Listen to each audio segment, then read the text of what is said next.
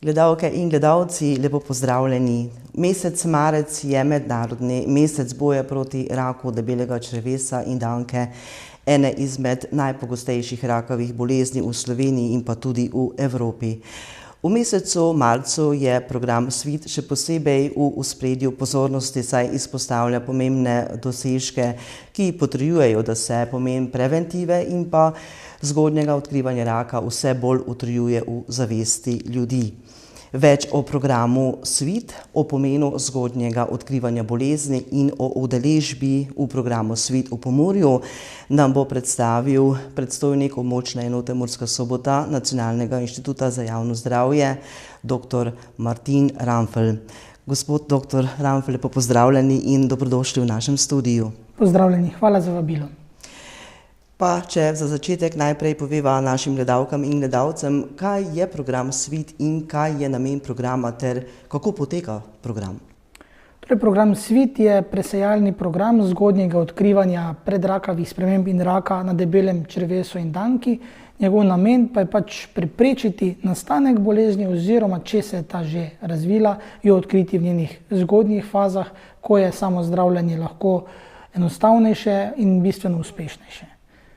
V letu 2025 se je v program Svit odzvalo kar 68% vabljenih, kar je torej največ doslej. Pri tem naj poudarimo, da je Slovenija vsekako mednarodno zaželeno odzivnost 65% presegla že med časom. Kako je z odzivnostjo v Pomurju? Drži, na ravni Slovenije je bila odzivnost 66%, v Pomurju je bila nekoliko nižja, 65,25%. Če pa pogledamo po spolu, ta razlika je, moški se odzivamo oziroma se odzivajo slabše v ta program, ampak tudi v Pomurju je v bistvu odzivnost pri ženskah presegla 70%, prav tako pa je tudi odzivnost med moškimi bila letos prvič višja od 60%, tako da se ta razlika do slovenskega povprečja v letu 2025 najbolj znižala, odkar program obstaja. In je Pomurje kot ena izmed posebnih regij, se lahko rečemo, da se je od začetka programa do sedaj dosegel ta najvišji skok in smo v bistvu najbolj uspeli nadoknaditi to razliko manjše odzivnosti. Kot ste omenili, je neka meja postavljena, ta se giblje med 65 do 70%, to je tista želja, če dosežemo to odzivnost, je potem program lahko določen tudi kot zelo uspešen. Pa če še ostaneva pri odzivnosti, nekako je drug spodbuden podatek, da je napredek med moškimi, se pravi, njihova odzivnost je namreč prvič presegla nekako 60%. Gre za pravi uspeh, saj moški zbolevajo pogosteje. Vaš komentar in mnenje? Drži, moški načeloma se odzivajo slabše, hkrati pa zbolevajo pogosteje, zato so še toliko bolj neka ciljna skupina, na katero želimo usmeriti vse preventivne aktivnosti, da bi jih še bolj spodbudili k odzivanju v program Svit, in to se po podatkih za leto 2025 kaže in smo pri tem načeloma vsi zdravstveni delavci uspešni, seveda v podpori naših ambasadorjev programa Svit in pa seveda tudi vas medijev, ki nam nekako stojite ob strani in vplivate na to, da razširjamo vest in informacije o samem pomenu programa Svit. Torej, ta program so potem vključene ženske in moški med 50 in 74 letom starosti, ki imajo potem urejeno obvezno zdravstveno zavarovanje. Sodelovanje v programu Svit je brezplačno, potem nekako kdo krije stroške? Drži, sodelovanje v programu Svit je krito iz sredstev obveznega zdravstvenega zavarovanja, torej oseba ni potrebno nobenih finančnih sredstev za sam potek programa, hkrati pa se vse odvija praktično od doma. Prvo fazo, to presejanje, lahko posamezniki opravijo doma, v zavetju svojega doma, brez obiska nekih institucij. Šele potem v naslednji fazi, če bi morda izvid bil pozitiven, so potem napoteni na nadaljne preiskave, ki so nujne in potrebne seveda, hkrati pa res v nobeni fazi ni nekih stroškov predvidenih, ki bi zajeli vključeno populacijo.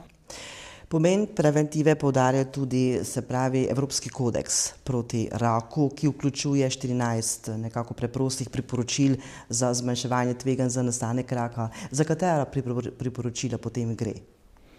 Torej, ta priporočila so na eni strani tista, ki svetujejo, kako živeti, da se nekaterim škodljivim dejavnikom nastanka raka izognemo, se pravi izogibanje tobačnemu dimu, izogibanje pasivnemu kajenju, izogibanje nekim dejavnikom tveganja na delovnem mestu.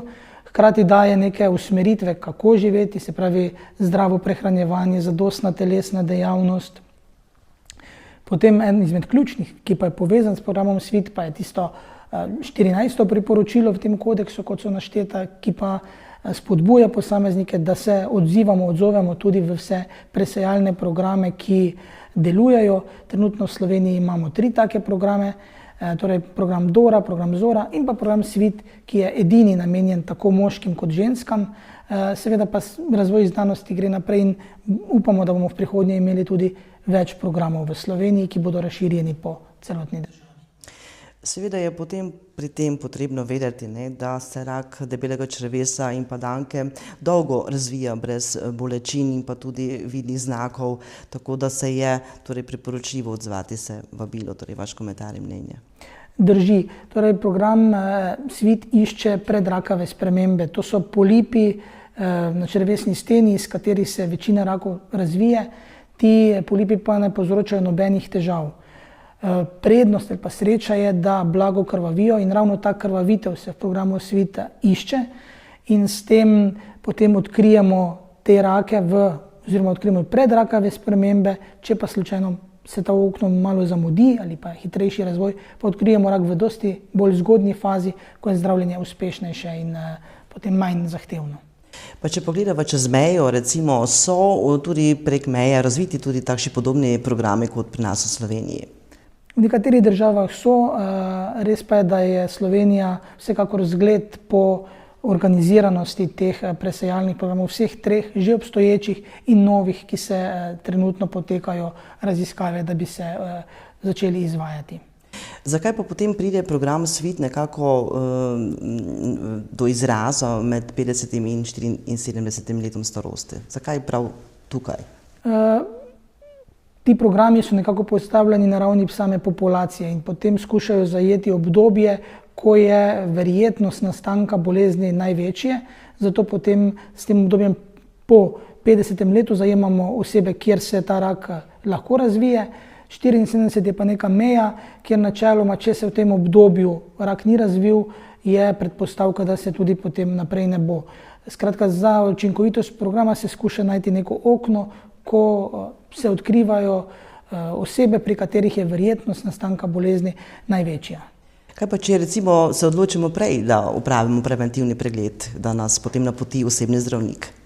Torej, preventivni pregled z vidika kolonoskopije je mogoč, naprimer osebe, ki imajo določene genetske predispozicije ali pa določene prirojene bolezenska stanja, ki so sama po sebi večje tveganje za nastanek bolezni. Te osebe se obravnavajo in imajo kot metodo spremljanja kolonoskopijo. Medtem ko program SVIT, to presejanje na prekrito krvavitev v blatu, pa je možno načeloma samo v okviru programa SVIT, ne pa kot del zdravstvenega sistema.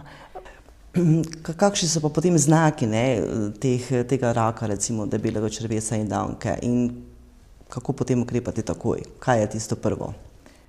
Torej, kot ste prej omenili, rak večinoma nastaja nezavedno. Torej, večina oseb, ki ima predrakave spremembe ali pa te začetne faze raka, se tega sploh ne zaveda in ti osebe nimajo nobenih znakov ali simptomov. Edini znak, ki je ta krvavitev, ki jo iščemo, ki jo je mogoče najti v programu SVIT in je res dober indikator razvoja bolezni. Če pa slučajno pride do nastanka bolezni v kasnejših fazah, pa so ti znaki lahko povezani z zaprtostjo, z težavami, z samim izločanjem blata, napihnjenostjo, lahko tudi potem slabokrvnost zaradi izgube krvi. Vendar so to že potem tiste kasnejše faze, ko je bolezen že v višjih stopnjah razvoja. Ali se lahko potem pojavi rak v mladostniških letih, recimo ta tipičen rak? Je to možno? Lahko dobi tudi kakšna oseba, ki je mlajša, ampak ponavadi večina teh oseb ima neke genetske predispozicije oziroma bolezenske stanje, za katera tudi že ve in se zato ustrezno spremlja. Torej, kaj bi potem na koncu sporočili našim gledalkam in gledalcem? Vsekakor bi se zahvalil vsem, ki so se program Svit odzvali, bi pa spodbudil mogoče, da skušajo preveriti pri svojih svojcih, bližnjih, če je kje mogoče kakšen še ukleva, da bi se v program Svit odzval, da ga nekako skušajo spodbuditi, da ga spodbudijo s svojo pozitivno izkušnjo. Program Svit v bistvu bolezni ne povzroča, program Svit omogoča, da jo odkrijemo prej, bolj zgodaj in s tem lahko rešimo svoje življenje. Pomembno vlogo torej pri ozaveščanju imajo tudi ambasadorji tega programa Svit. Drži. Ambasadorji programa Svit so naši podporniki, so osebe, ki imajo pomembno vlogo v lokalnem okolju, hkrati pa za svojo izkušnjo z boleznijo ali pa sodelovanjem v programu Svit prispevajo k temu, da nekako ozaveščajo skupnost, svojo okolico o pomenu, o tem, zakaj program Svit, zakaj je pomembno se udeležiti tega programa in kakšne koristi udeležba v programu Svit prinaša. Torej, kakšne so pa potem recimo sporočila teh udeležencev tega programa? So pozitivna sporočila? Večina udeležencev seveda prinaša pozitivna sporočila, tisto, kar imamo stik, in tudi nekateri udeleženci programa se v bistvu sami oglasijo kot podporniki in se v bistvu tudi lahko sami prijavijo v to ambasadorstvo programa Svit kot takega. Torej, ljudje se potem nekako odločajo težje, recimo, če sami ne pristopijo k programu Svit.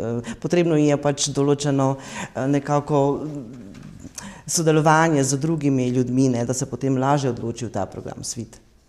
Ja, ljudje pač imajo določen strah pred programom, tudi delovanje si ga drugače predstavljajo in v bistvu informacija, ki jo dobijo od svojih bližnjih ali pa od ljudi v lokalni skupnosti, ki jim še bolj zaupajo, potem nekako dodatno prispeva, da se odločijo za udeležbo v program, če o tem okleva. Koliko časa se pa potem čaka na rezultat tega izvida?